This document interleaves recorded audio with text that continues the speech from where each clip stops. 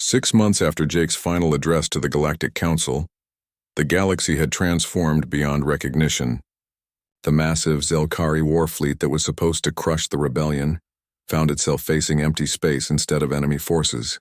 Their intended targets had simply moved to different locations while the populations and resources they wanted to control had relocated beyond reach. Captain Nina. Foster's asymmetric warfare strategies proved devastatingly effective against traditional Imperial tactics. The Alliance members refused to fight battles they could not win, and instead focused on making occupation impossible to sustain. Zelkari forces found themselves controlling worthless territory, while their supply lines faced constant disruption from mobile units that struck without warning and disappeared before reinforcements could respond. The psychological impact on Zelkari morale was severe. Their military had never encountered enemies who were not intimidated by their reputation or impressed by their superior firepower. For the first time in thousands of years, Zelkari commanders faced opponents who simply ignored their threats and continued operations, as if the mighty empire was irrelevant to their plans. General Vex requested a meeting with Jake after 3 months of futile military operations. The proud Zelkari commander had never admitted defeat in his long career, but the current situation defied all his understanding of how warfare was supposed to function. His forces could win any battle, but somehow they were losing the war. "What do you want, human?" Vex demanded during their private conference. "Name your terms for ending this rebellion against the natural order of galactic civilization." Jake looked across the negotiating table at the alien warrior who had dominated local space for decades. "There is no rebellion, General. Species are simply choosing alternatives that work better for their particular situations. Nobody is trying to destroy the Zelkari Empire or prevent you from governing your own territory." "Then why do our subjects refuse to obey our commands?" Vex asked. "Why do they resist our authority and reject our protection?" "Because they no longer need what you are offering," Jake replied. "Your empire provided security and technology to species that could not obtain those things for themselves. But human innovations have made your subjects capable of defending and supporting themselves. They are not rebelling against you. They are simply becoming independent." Vex studied the tactical displays that showed his empire's shrinking area of control. Dozens of species had declared independence and successfully maintained it, using human-enhanced defensive systems. Others had formed cooperative alliances that provided mutual support, without requiring submission to imperial authority. "What becomes of the Zelkari if we are no longer needed as protectors and rulers?" Vex asked quietly. Jake activated his tablet and showed the general alternative possibilities that few Zelkari had ever considered. "Your people have incredible military skills and organizational capabilities. Those talents would be extremely valuable in a galaxy focused on exploration and development rather than conquest and control. You could become teachers and advisors instead of conquerors and occupiers." The proposal was radical by Zelkari standards, but it offered something their traditional role could never provide. Instead of spending their efforts maintaining control over unwilling subjects, they could use their abilities to help willing partners achieve their goals. The relationships would be based on mutual benefit rather than force and fear. The Thorneye collective underwent the most dramatic transformation as their fragmentation into individual consciousness accelerated throughout their territory. Mind Echo Seren had become simply Seren, one mind among thousands of former collective members who were discovering the possibilities of independent thought. She met with Dr. Alex Chen to discuss the changes that human contact had triggered in her species. The meeting took place in a research facility that had been impossible under collective consciousness because it required the kind of creative collaboration that group minds could not achieve. "We believed that collective consciousness made us superior to individual minds," Serene explained as she worked alongside human and alien researchers on projects that would have been inconceivable to the old Thorneye. "But we discovered that groups can only be as creative as their most innovative member, while individuals can inspire each other to achieve things none of them could accomplish alone." Alex watched Seren collaborate with researchers from a dozen different species using approaches that combined logical analysis with intuitive leaps and creative insights. Individual consciousness has disadvantages too. People can be selfish and make mistakes that collective minds would avoid. but the ability to think new thoughts and explore unexpected possibilities seems to be worth the trade-offs. The former Thorneye territories became centers of scientific innovation as individual researchers pursued questions that collective consciousness had never allowed them to ask. Their combination of vast accumulated knowledge with newly awakened creativity produced breakthrough discoveries that advanced multiple fields of study. Simultaneously, Jake established his headquarters on Nexus Prime, which had been renamed Harmony Station to reflect its new role as a center for cooperative development rather than imperial administration. The old council chambers were converted into collaborative workspaces where representatives from hundreds of species worked together on projects that benefited everyone involved. The transformation was not universal or immediate. Some civilizations chose to maintain their traditional imperial structures, while others experimented with various forms of cooperation and independence. But the alternatives that humans had introduced gave everyone choices that had not existed before, and the galaxy began developing in directions that nobody had anticipated. Negotiator Sam Davis coordinated the establishment of the Cooperative Assembly, which replaced the old Galactic Council as the primary forum for interspecies communication. The new organization had no authority to impose decisions on member civilizations, but provided services that helped them coordinate their activities and resolve disputes peacefully.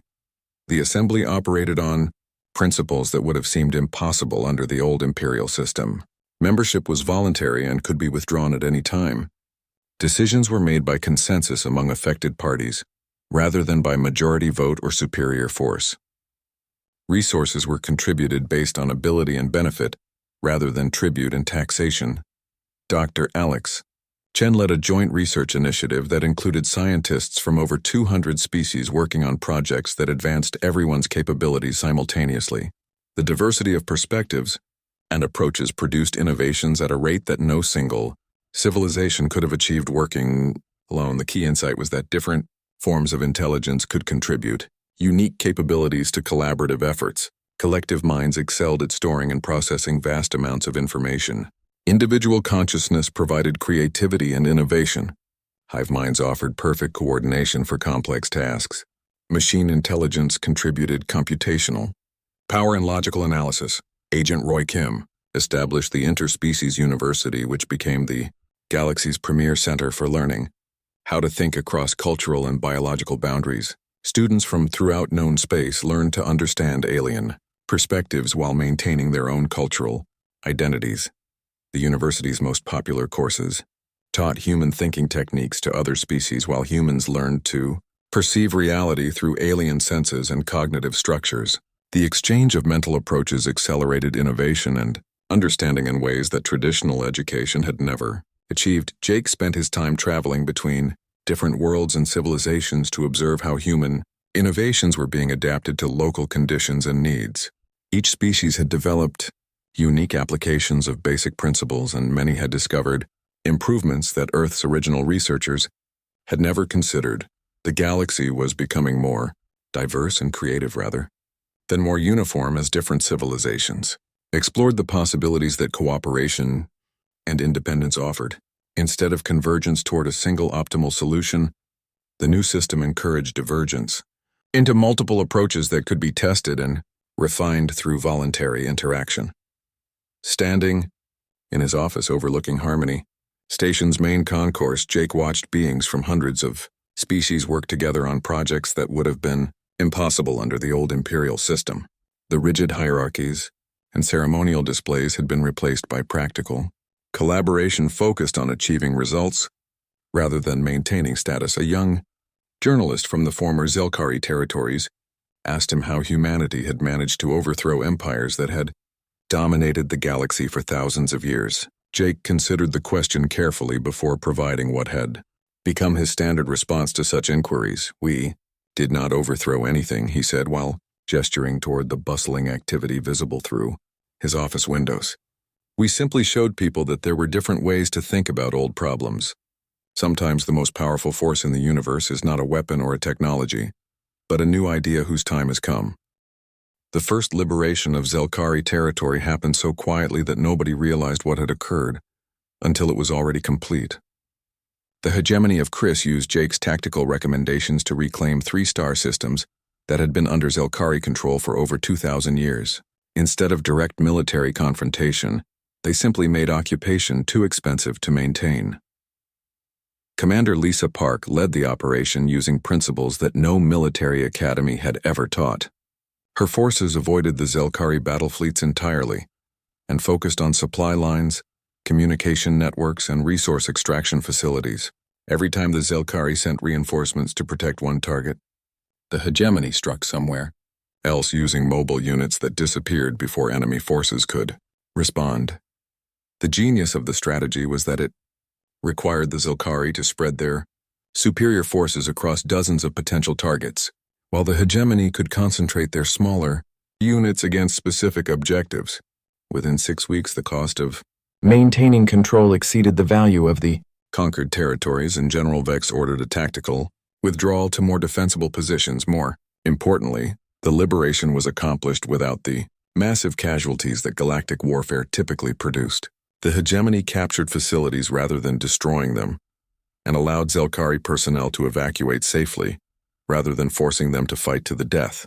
This approach preserved infrastructure and avoided creating the desire for revenge that usually led to endless cycles of retaliation. News of the hegemony's success spread rapidly through the networks that connected smaller civilizations throughout the galaxy.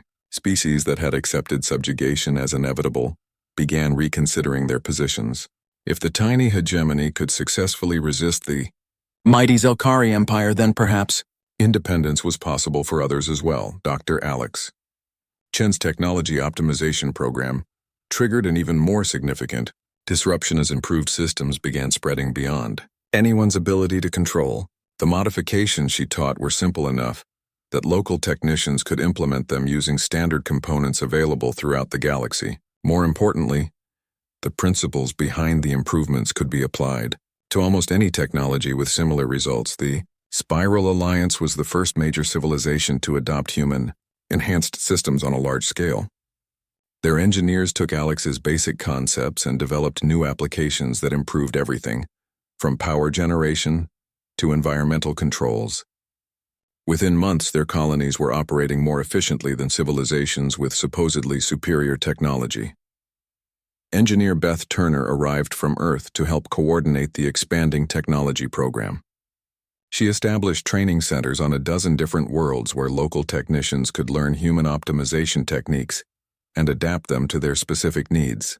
The knowledge spread faster than anyone had anticipated as species shared information and built upon each other's improvements. The most dramatic change occurred in the Thorneye Collective when Mind Echo Saren's attempt to absorb human knowledge triggered an unexpected cascade failure in their group consciousness. Exposure to human thinking patterns created contradictions that their collective mental structure could not resolve. Instead of gaining new capabilities, the Thorneye began fragmenting into individual minds for the first time in their species' history. Rather than destroying them, this fragmentation unlocked creative potential that had been suppressed by collective consciousness for millennia. Individual Thorneye began developing new ideas and approaches that would have been impossible within their previous mental framework.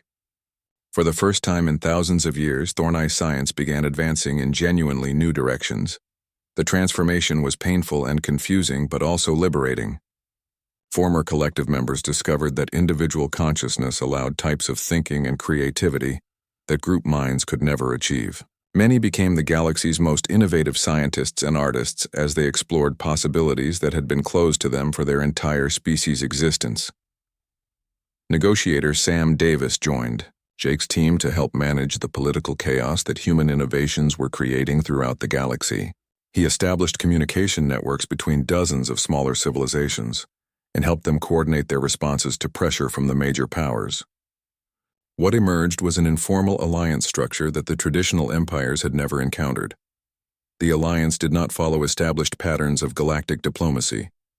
Instead of formal treaties and hierarchical relationships, it was based on mutual assistance and shared benefits. Members provided help to each other when needed, but maintained complete independence in their internal affairs. The structure was too flexible and distributed for traditional diplomatic pressure to be effective. General Vex recognized the growing threat to Zelkari dominance and began assembling the largest military force in galactic history. The war fleet that gathered in Zelkari space represented thousands of years of conquest and military development. Its firepower exceeded anything that had ever been deployed, and its commanders were confident that no combination of enemies could resist such overwhelming force. But Agent Roy, Kim's intelligence networks had been tracking Zelkari preparations from the beginning. Jake's team knew exactly what was coming, and had spent months preparing for the expected military response. The humans had learned from their own history that overwhelming force was often less effective than it appeared if the enemy refused to fight on traditional terms. The key insight was that the Zelkari war machine was designed to fight other Empire-style civilizations that would defend fixed territories using conventional tactics. The new alliance structure gave them no such targets. Instead of armies to defeat or capitals to capture, the Zelkari faced a distributed network of independent civilizations that could simply avoid direct confrontation. Captain Nina Foster arrived from Earth to coordinate military advisory services for Alliance members. Her background in asymmetric warfare and unconventional tactics made her ideally suited to help smaller civilizations resist Imperial pressure. She established training programs that taught human military principles adapted to local conditions and capabilities. The strategy she developed was brilliantly simple. Alliance members would not try to stop Zelkari invasion forces, but would instead evacuate contested areas and continue operations from alternative locations. The Zelkari could occupy empty worlds and capture abandoned facilities, but they would gain nothing of value, while the actual population and resources moved elsewhere. Meanwhile, economic and technological warfare would make occupation increasingly expensive. Supply lines would be constantly disrupted, while advanced human-enhanced systems gave Alliance forces significant advantages in mobility and efficiency. The Zelkari would find themselves controlling territory that cost more to maintain than it was worth. The psychological impact was even more significant than the military advantages. For the first time in their species' history, the Zelkari faced enemies who were not afraid of their reputation and did not follow the established rules of galactic warfare. Their traditional tactics were useless against opponents who refused to engage them directly.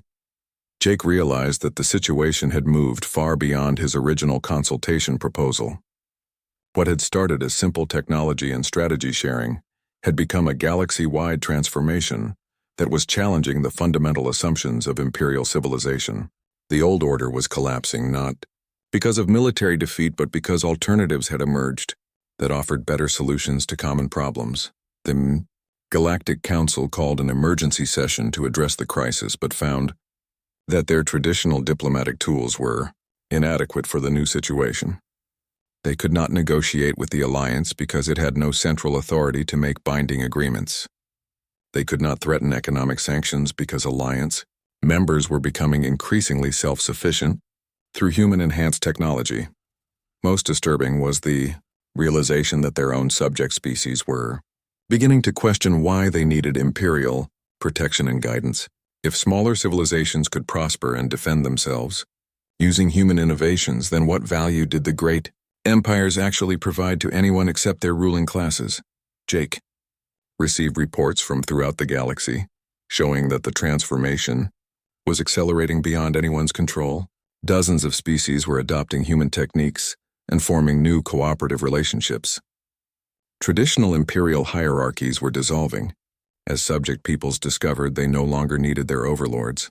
This revolution was not being imposed by force, but was spreading through voluntary adoption as species discovered better ways to organize their societies and economies. The humans had not conquered the galaxy, but had shown everyone that conquest was unnecessary for prosperity and progress standing. In his simple quarters on Nexus Prime, Jake understood that he had become the focal point for changes that would reshape galactic civilization. The old empires could try to stop the transformation through military force, but they were fighting against ideas whose time had come. Sometimes the most powerful weapon in the universe was not technology or tactics, but simply a new way of thinking about old problems. Commander Lisa Park arrived at Jake's quarters 8 hours before his deadline expired. She moved carefully through the station corridors to avoid being seen by representatives from the major powers. The hegemony of Chris existed in the dangerous space between larger empires, and survival depended on not attracting too much attention from their powerful neighbors. Lisa's species resembled humans in basic shape, but her blue-tinted skin and large silver eyes marked her as something else entirely. She wore simple military clothing without decorations or rank insignia that might identify her homeworld to casual observers. When Jake opened his door, she stepped inside quickly and activated a privacy scrambler. "Commander Park, representing the hegemony of Chris," she said without introduction. "We need to talk about your proposal before the major powers make their decisions." Jake gestured for her to sit at his small table and offered her water from his personal supplies. "I was hoping some of the smaller civilizations would be interested in exploring alternatives. What can I do for the hegemony?" Lisa accepted the water and studied Jake's simple quarters. No advanced technology or hidden weapons. No signs of the mysterious consultation services he had offered to the Galactic Council. Just a human in a business suit working from a basic tablet computer. "The hegemony controls 17 star systems on the border between Zelkari and Thorneye space," Lisa explained. "We maintain independence by being too small to threaten anyone and too useful to destroy. But the balance is getting harder to maintain as the major powers expand their influence." She activated a portable display that showed the political map of local space. The hegemony worlds appeared as tiny islands surrounded by the vast territories of much larger civilizations. Trade routes and military patrol patterns created a complex web of competing interests that left little room for independent action. 3 months ago, the Zelkari demanded exclusive access to our mining facilities, Lisa continued. 2 weeks later, the Thorneye insisted that all our research data be shared with their collective. We cannot satisfy both demands without violating agreements with the other. Eventually, they will force us to choose sides and then destroy us for threatening their balance of power. Jake studied the tactical display while Lisa spoke. The hegemony's position was indeed precarious, but he could see possibilities that the commander had not considered. Small size could be an advantage if used correctly, and independence was valuable in ways that most civilizations had forgotten. "What kind of military forces does the hegemony maintain?" Jake asked. 12 patrol ships and 30 system defense platforms, Lisa replied. "Enough to discourage pirates and maintain order, but nothing that could challenge a real military power. The Zelkari could overwhelm us in days if they decided we were a threat." Jake nodded and began working on his tablet. Traditional military thinking focuses on matching enemy strength with equal or superior force. But there are other approaches that might be more effective for civilizations in your position. He transferred data to Lisa's display showing alternative defense strategies based on human military history. Instead of trying to stop invasion forces, the hegemony could make occupation impossibly expensive. Mobile defense networks that attacked supply lines rather than main fleets. Economic warfare that made conquest cost more than it was worth. Guerrilla tactics that turned every asteroid and space station into a potential ambush point. Your current defense plans assume that you need to protect every world and facility, Jake explained. But what if you made the attackers pay such a high price for each target that they would prefer to negotiate rather than fight? Lisa studied the tactical plans with growing excitement. The strategies were unlike anything taught in standard military academies, but they made sense for a small power facing larger enemies. More importantly, they used resources and capabilities that the hegemony already possessed. "This could actually work," she said after reviewing the complete package. "But implementation would require major changes to our entire defense philosophy." "Change is exactly what the galaxy needs," Jake replied. "The current system benefits the major powers by keeping everyone else weak and dependent. But smaller civilizations have advantages that the empires have forgotten how to use." Over the next 6 hours, Jake provided the hegemony with a complete restructuring of their military and economic systems. Defense networks designed around mobility and deception rather than fixed fortifications. Trade agreements that created mutual dependencies between multiple species instead of relying on single powerful partners. Research programs that focused on innovation rather than copying existing technology. When Lisa finally left Jake's quarters, she carried enough information to transform her civilization from a helpless victim into something entirely new. More importantly, she understood the principles behind the changes so the hegemony could continue adapting and improving their position. Dr. Alex Chen arrived on Nexus Prime 2 days later, with what appeared to be a small team of human technicians. They set up a simple booth in the station's commercial district and began offering efficiency upgrades to alien technology. The sign above their workspace read, Optimization. Services in 12 different languages. Alex was a middle-aged woman with gray hair and practical clothing who looked more like a mechanic than a revolutionary scientist. Her team consisted of 5 other humans with similar unremarkable appearances. They carried basic toolkits and portable computers that seemed primitive compared to the advanced equipment used by other species. The first customers were maintenance workers from smaller civilizations who could not afford expensive upgrades from major technology suppliers. Alex and her team analyzed their equipment and suggested simple modifications that dramatically improved performance using standard components available anywhere in the galaxy. A Spiral Alliance engineer brought them a power distribution system that had been causing problems for months. Alex's team spent an hour studying the device and then showed him how to reroute 3 connections and adjust 2 settings. The modification increased efficiency by 30% and eliminated the recurring failures that had been plaguing his ship. Word of the human optimization services spread quickly through the station's technical community. Engineers and technicians from dozens of species began bringing their most persistent problems to the unremarkable humans who somehow found solutions that nobody else had considered. The major powers initially ignored these activities as irrelevant maintenance work, but when their own subject species began adopting human-enhanced technology and showing increased productivity, the situation became more concerning. Civilizations that had been dependent on advanced suppliers for millennia were suddenly developing their own improved versions of imported equipment. Mind Echo. Seren demanded a personal consultation with Dr. Chen to understand how humans were achieving such results. The meeting took place in one of the station's neutral zones with observers from multiple species present to witness the exchange. Explain your optimization techniques, Seren commanded as her energy form pulsed with authority. The Thorneye Collective requires access to any advanced knowledge that affects galactic technology development. Alex looked up from the device she was repairing and smiled politely. There are no advanced techniques. We just look at how things work and ask if there might be better ways to accomplish the same goals. She demonstrated by analyzing a Thorneye communication device that had been experiencing signal degradation. After studying the internal components for several minutes, Alex suggested relocating 2 processing units and adjusting the power flow between them. The modification eliminated the signal problems and increased transmission range by significant amounts. This is impossible, Seren said as she verified the improved performance.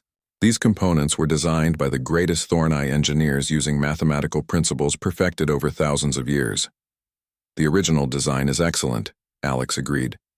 We just approached the optimization problem from a different direction and found some opportunities for improvement that might have been overlooked. Seren attempted to absorb Alex's knowledge using standard Thorneye techniques for acquiring new information, but human thinking patterns proved fundamentally incompatible with collective consciousness structures. For the first time in their species history, the Thorneye encountered intelligence. They could not integrate or control.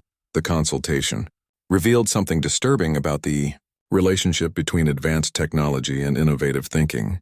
The Thorneye had become so focused on perfecting their existing knowledge that they had lost the ability to question basic assumptions or explore alternative approaches. Their collective consciousness was optimized for storing and processing known information but could not handle the kind of creative problem-solving that came naturally to humans. Agent Roy Kim spent his time exploring the darker aspects of galactic civilization while Jake and Alex worked on their public projects. His investigation revealed that the stability everyone praised so highly was actually artificial stagnation maintained. Through careful suppression of innovation and change, the major powers had developed an unspoken agreement to prevent technological breakthroughs that might upset the balance between civilizations. The Council's private meeting chamber was the most secure room Jake had ever entered. Force fields hummed at the entrance while quantum scramblers made sure no outside devices could record what happened inside. Psychic dampeners prevented telepathic species from reading thoughts, and energy barriers blocked all forms of electronic surveillance. The 12 most powerful beings in the galaxy wanted complete privacy for this conversation. Jake sat at a small table, in the center, while the alien leaders arranged themselves around him, according to their traditional protocols. General Vex commanded the largest platform with his forearms folded across his armored chest. Mind Echo Seren floated nearby in her energy containment field, while other species took their positions based on military strength and economic influence. "So human," General Vex said with what seemed like amusement in his translated voice. "You wish to discuss trade between your primitive world and our advanced civilizations? Please explain what Earth believes it can offer to species that have mastered the galaxy for thousands of years." Jake opened his tablet and displayed a simple chart on the room's main screen. "Thank you for meeting with me. I want to start by saying how impressed I am with all of your achievements. The Zelkari military has conquered more territory than any other species in recorded history. The Thorneye Collective has made scientific discoveries that advanced the entire galaxy. Every civilization represented here has accomplished things that humans can barely imagine." Several delegates made pleased sounds at his compliments. Mind Echo Seren's energy form brightened slightly, while General Vex straightened on his platform. Jake continued speaking while his tablet quietly analyzed their reactions and body language. "Your histories show incredible accomplishments," Jake said.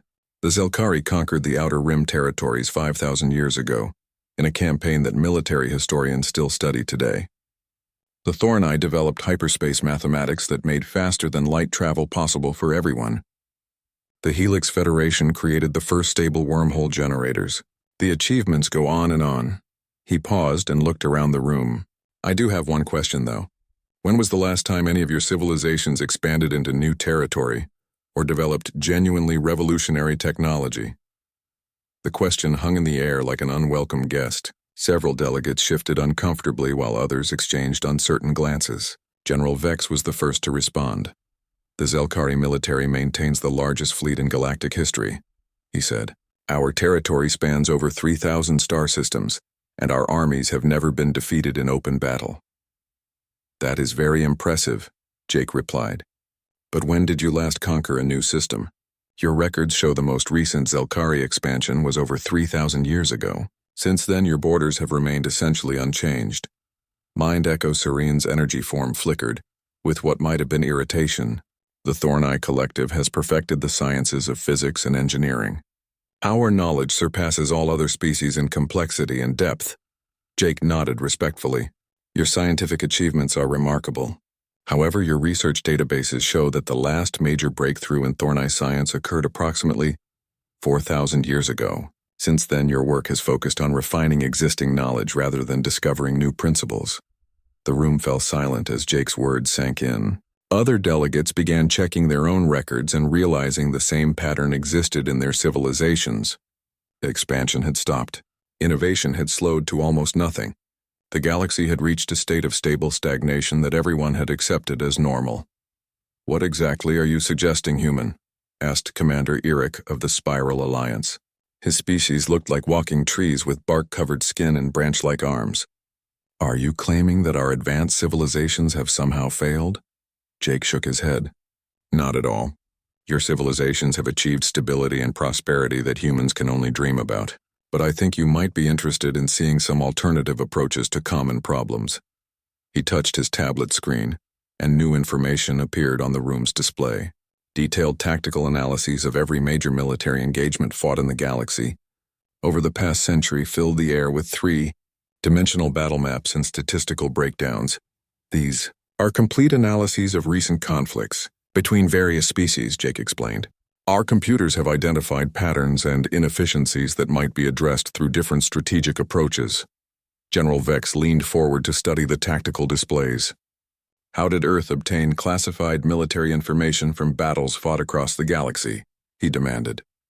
"We asked questions and looked at publicly available data from new perspectives," Jake replied. "Sometimes being an outsider makes it easier to see patterns that insiders might miss.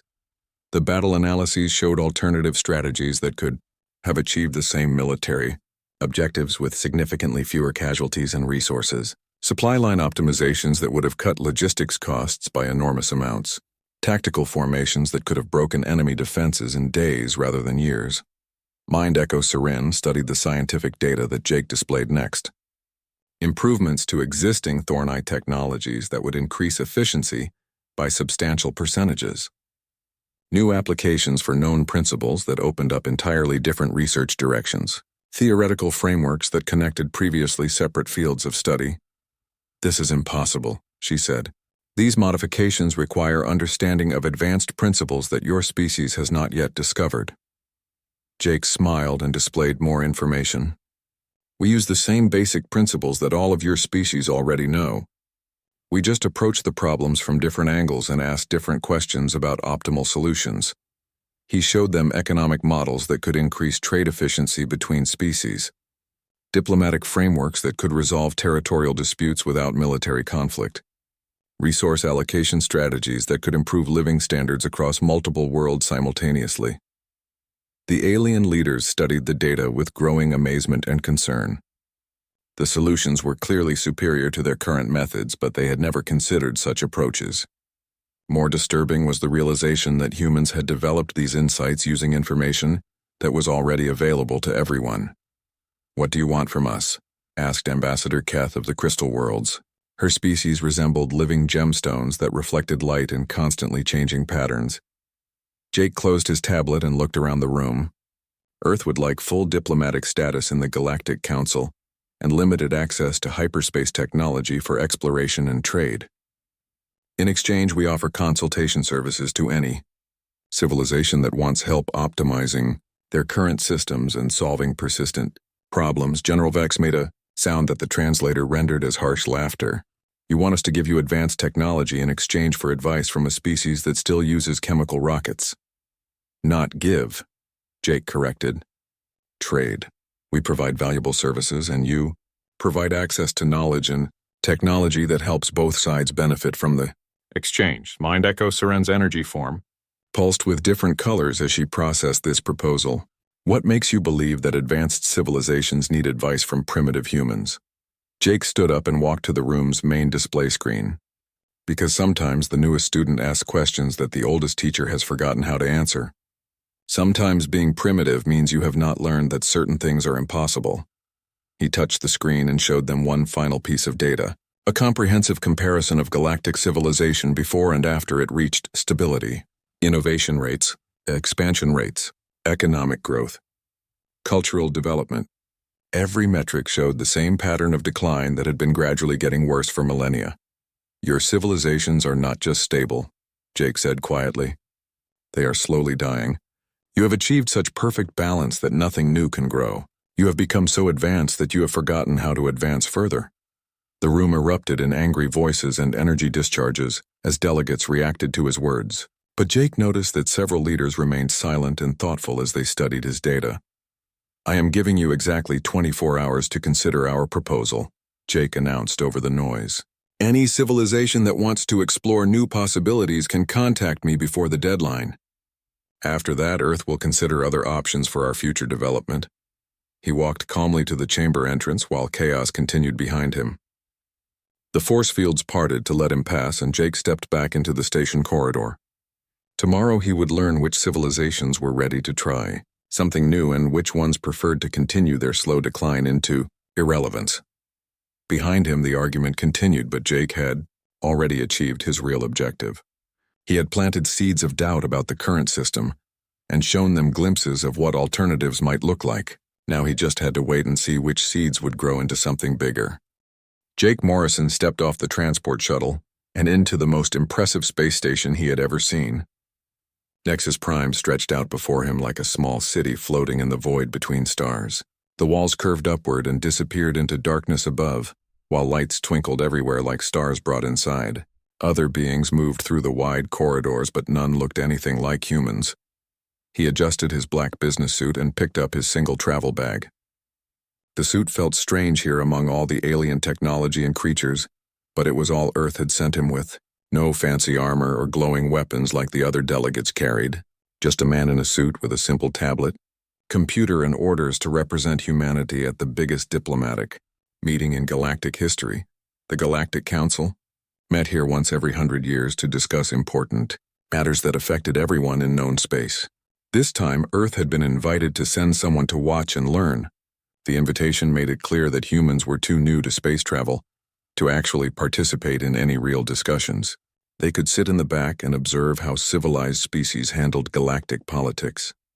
Jake walked through the main corridor and watched the other delegates preparing for the opening ceremony. The Zelkari delegation stood near one entrance wearing their traditional black armor that looked like it was made from the shells of giant insects. General Vex commanded their group, and his forearms moved constantly as he spoke to his subordinates.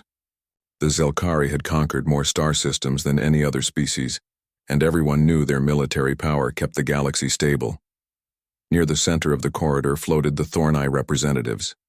They looked like balls of pure energy contained in transparent shells that shifted between different colors.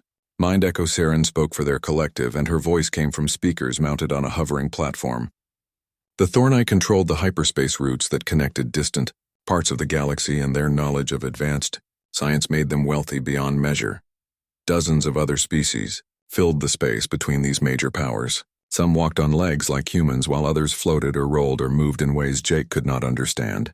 All of them wore elaborate decorations that showed their importance and achievements. Medals and ribbons and glowing symbols covered their bodies, while servants followed behind carrying ceremonial weapons and ancient artifacts. Jake found his assigned seat in the back corner of the great assembly hall.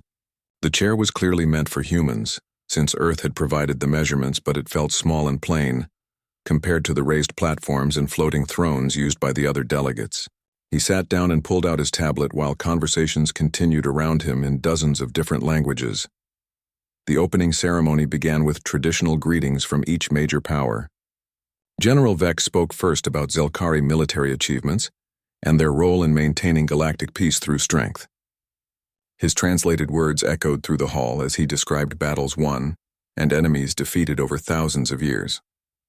Other delegates nodded respectfully as he finished his remarks.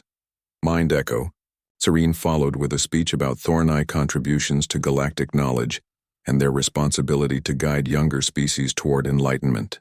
Her energy form pulsed with different colors as she spoke about scientific discoveries and philosophical insights that had shaped galactic civilization. The assembled delegates listened with obvious admiration. 12 other major species gave similar speeches about their histories and achievements. Each one talked about thousands or millions of years of progress and development. They mentioned wars fought before Earth's sun was born, and technologies developed when humans still lived in caves. The message was clear to everyone present, including Jake. When the formal presentations ended, General Vex announced that newer species would be allowed to introduce themselves. He gestured toward Jake with one of his forearms and said that even the most recently contacted civilizations deserved a chance to speak. Several delegates made sounds that Jake assumed were laughter in their various languages. Jake stood up slowly and walked to the center of the hall. His footsteps echoed in the sudden silence as hundreds of alien eyes focused on him. He stopped at the speaker's platform and looked around at the assembled representatives of galactic civilization. "Thank you for allowing me to speak," Jake said into the microphone. "My name is Jake Morrison, and I represent the planet Earth and the human species. We know we are new to this community, and we appreciate the opportunity to learn from all of you." General Vex interrupted him. "Humans have been in space for less than one of our standard centuries," the Zelkari commander said. "Your species still uses primitive chemical rockets to reach your own moon. What could such young creatures possibly contribute to serious galactic discussions?" Mind Echo Serene's energy form flickered as she spoke. "Perhaps the new species should observe our proceedings for several hundred years before attempting to participate. Wisdom comes with age and experience that your kind clearly lacks." Other delegates made agreeing sounds and gestures. Jake nodded politely and smiled. "You are absolutely right," he said. "We have much to learn from civilizations as old and accomplished as yours. That is exactly why we are here." He paused and looked around the hall again. "I do have one small request, though. After these formal sessions end, I would like to meet privately with the council leadership. I have a small proposal that might interest the established powers. Nothing major, of course. Just a simple trade agreement that could benefit everyone involved." The hall fell quiet again. Several delegates exchanged glances while others made quiet comments to their advisors. Trade agreements were serious business in galactic politics, and it seemed strange for such a new species to suggest one. General Vex leaned forward on his platform. What could Earth possibly offer in trade to civilizations that have mastered space travel for millennia? He asked. Jake smiled again and pulled out his tablet. We have some ideas about conflict resolution and resource optimization that might be useful. Small things, really, but sometimes a fresh perspective can be helpful even for the most experienced leaders. He tapped the screen of his tablet and began quietly recording everything he could see and hear in the great assembly hall. The conversations, the technology, the body language, and interactions between different species. His device analyzed and stored it all while he continued to smile politely at the alien delegates. Mind Echo Seren's form pulsed with curiosity. Very well, human Jake Morrison. We will grant you a private audience after today's sessions conclude. It will be interesting to hear what primitive ideas your young species believes might benefit advanced galactic civilization. Jake bowed slightly and returned to his seat. The formal ceremony continued around him, but he paid careful attention to everything that happened. His tablet kept recording and analyzing, while he learned more about galactic politics in a few hours than Earth's previous contacts had discovered in decades of study. When the day's sessions finally ended, Jake remained in his chair while other delegates filed out of the hall. Tomorrow he would meet with the most powerful beings in the galaxy and make his proposal. Tonight he had work to do preparing for the most important conversation in human history.